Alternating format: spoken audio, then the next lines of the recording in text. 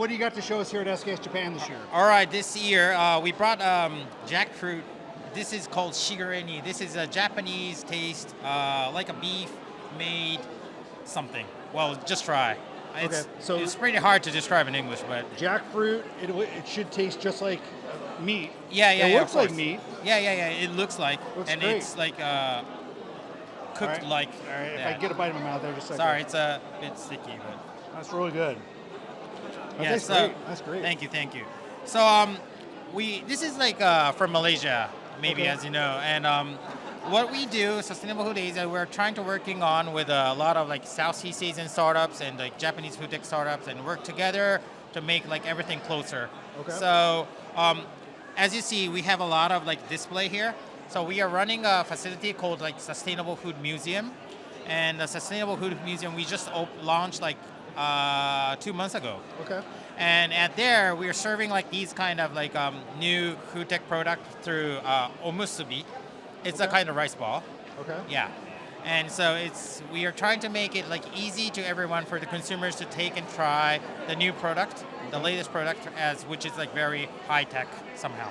So Yes. there's a sustainable food museum that I can actually go to. Yeah, of course, in of course. Tokyo. In Tokyo, in Toranomon. We're Okay. pretty right in the middle of the Tokyo, and actually. you're trying to attract everyday consumers to come in and try stuff. Exactly.